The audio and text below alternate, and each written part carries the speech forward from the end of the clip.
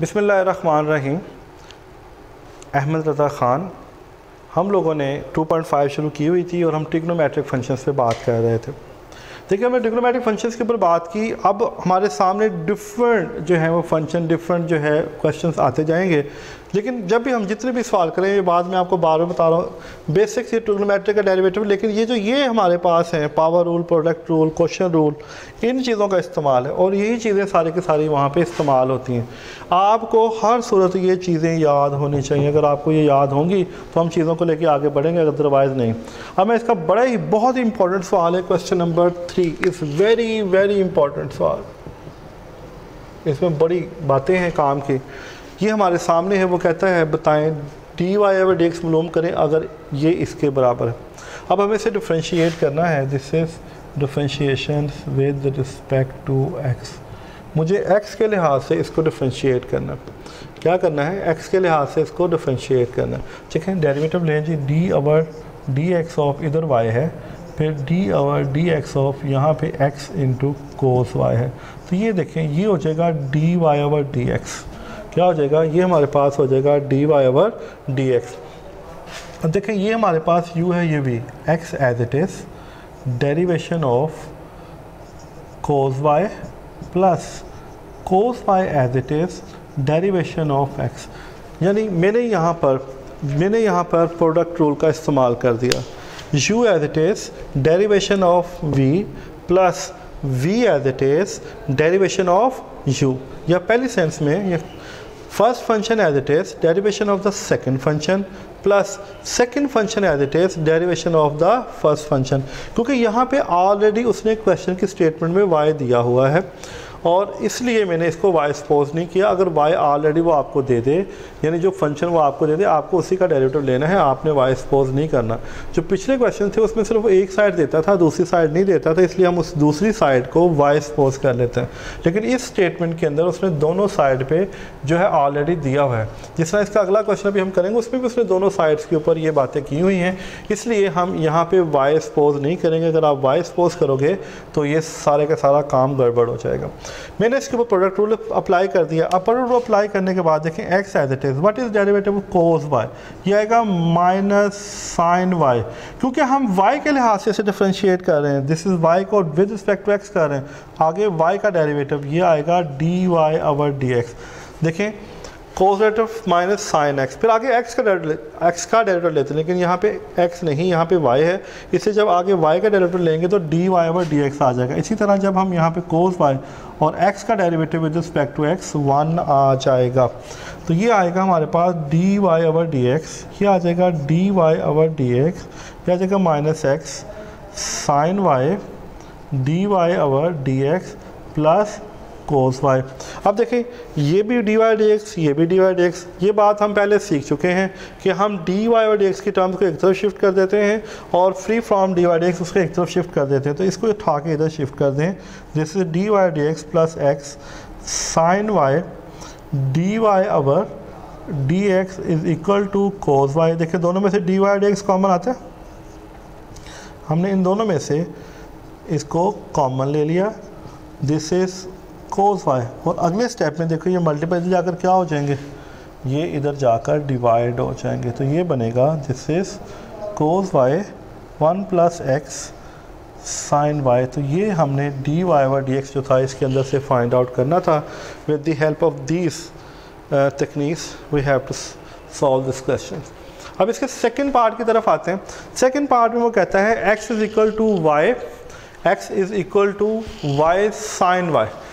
देखिए, x को वो y साइन y कंसिडर कर रहा है।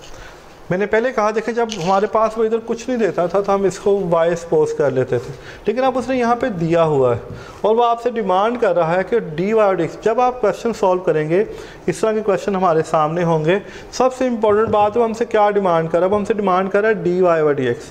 वो हमसे क्या डिमांड कर रहा है? dy over dx। तो differentiations with respect to x, तो क्या आएगा जब हम d over dx of x और इधर लेंगे d over dx y of sine y. देखिए एक्स का derivative with respect to x क्या होगा 1।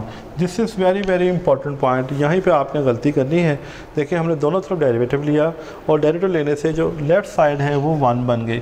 जब इस पर करेंगे देखिए ये दो फंक्शन है, y as it is derivative of the second function plus sine y as it is d over d x of y. देखें एक दफ़ा फिर ये प्रोडक्ट रूल था, ये क्या था मेरे पास, ये जो था ये प्रोडक्ट रूल था, मैंने उसका इस्तेमाल किया। This is u and this is v, u as it is derivation of v plus v as it is derivation of u। यानी कहने का मकसद ये है first function as it is derivation of the second function plus second function as it is derivation of the first function. जब भी हम काम करेंगे हमें इन्हीं बातों का ख्याल रखना है। हमारे सामने कोई भी स्टेटमेंट आ जाए, किसी तरह की भी स्टेटमेंट आ जाए, हम उसको इस टेक्निक के लिहाज से बहुत ज़्यादा फॉलो करते हैं कि हमारे सामने जो चीज़ है हम उसके साथ क्या कर रहे हैं। हमें घूम घुमा के हर दफ़ा यहीं पे आके बात ख़त्म करनी है कि हम इस पर प्रोडक्ट रूल लगा रहे हैं, हम इस पर क्वेश्चन रूल लगा रहे हैं, हम इस पर पावर रूल लगा रहे हैं, और इन तीनों में ये तीन फार्मूले इसको फैसिलिटेट कर रहे हैं, चाहे वो ट्रिग्नोमेट्रिक के अंदर है, चाहे वो ट्रिग्नोमेट्रिक इन्वर्स फंक्शन के अंदर है। अभी हम आगे जाके हाइपरबोलिक फंक्शंस की बात करेंगे, हाइपरबोलिक इन्वर्स फंक्शंस की बात करेंगे।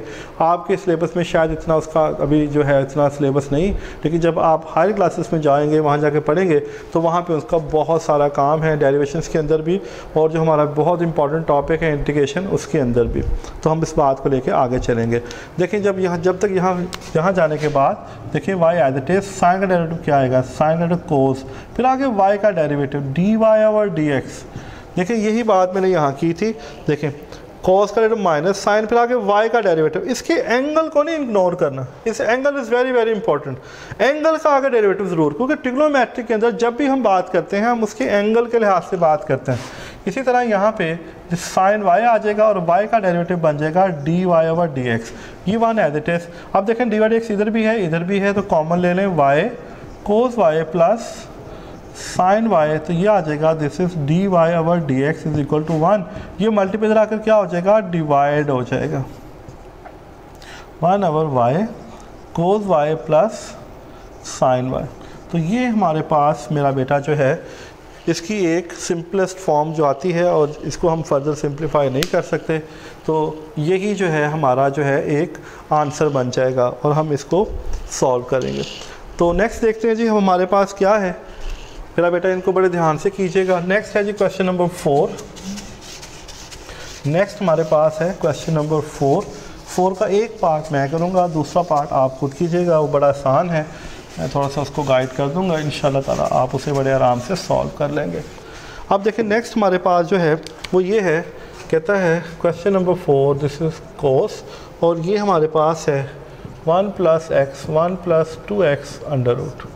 कहता है मालूम करें, डिफरेंशिएट करें विद रिस्पेक्ट टू x। कहता है इसको differentiation with respect to x, किसने डिमांड की है। देखें यहाँ पे y नहीं था, let y is equal to this.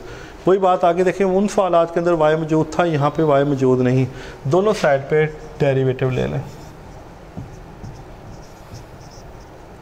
यह आ जाएगा कोस 1 प्लस एक्स 1 प्लस 2x। मैं अंडर रूट को 1/2 लिख सकता हूँ। अब ये आ गया हमारे पास dy ओवर dx। देखिए पावर रूल बन गया, कोस का सॉरी देखिए कोस, फिर अब ये इसका एंगल है, पहले फंक्शन है बाद में उसका एंगल है, ये बात हमेशा याद रखें। पहले फंक्शन है, पहले फंक्शन का बिहेव है, जो फंक्शन का बिहेव कर रहा है हमें अकॉर्डिंग टू दिस उसके बिहेवियर को ध्यान में रखते हुए काम करना है। फिर उसके बाद उसका एंगल है, पहले फंक्शन का डेरिवेटिव फिर उसके एंगल का डेरिवेटिव। अब कोस का डेरिवेटिव था माइनस साइन, देखिए माइनस साइन आ गया, फिर उसका एंगल एज इट इज़, इसकी पावर 1/2, फिर मेरा बेटा डेरिवेटिव ऑफ इसका एंगल, जो उसका एंगल है उसका डेरिवेटिव। अब उसके एंगल में ये मौजूद है, अब उसके एंगल में ये मौजूद है। अब यहाँ तक देखें ट्रिग्नोमेट्रिक फंक्शन मुकम्मल आ गया, अलजेब्रिक चीज़ें आ गई। अब देखें इसकी पावर है, ये सारा काम हम पीछे करके आए हैं। एक दफ़ा फिर हम देखते हैं इसे, थोड़ा सा रिवाइज हो जाएगा 1 प्लस 2x। अब ये क्या होगा, देखिए इसको नहीं छेड़ना, ये एज इट इज़ रहेगा।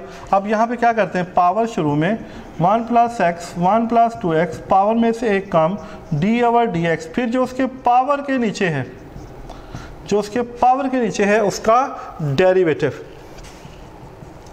Minus sine 1 plus x 1 plus 2x under root, आप देखें 1/2 क्या करते इसको मैं रेसिप्रोक कर देता था, इसको उलट देता था, ऊपर वाली टर्म नीचे, नीचे वाली टर्म ऊपर, उसका करने से क्या होता था, ये जो नेगेटिव था ये प्लस 1/2 हो जाता। अब देखें आगे ये क्वेश्चन रूल आ गया। अब क्या आ गया, देखें एक ही सवाल के अंदर सारे के सारे रूल्स को रिपीट कर रहा है। अब क्वेश्चन रूल आ गया। क्वेश्चन रूल में हम क्या करते थे, नीचे वाले का स्क्वायर, नीचे वाली टर्म्स एज इट इज, ऊपर वाले का डेरिवेटिव, ऊपर वाले टर्म एज इट इज, नीचे वाले का डेरिवेटिव। मैंने डायरेक्ट किया है, आप जो है डायरेक्ट नहीं उस वक्त करोगे जब आपकी स्किल बहुत सारी इम्प्रूव हो जाएगी।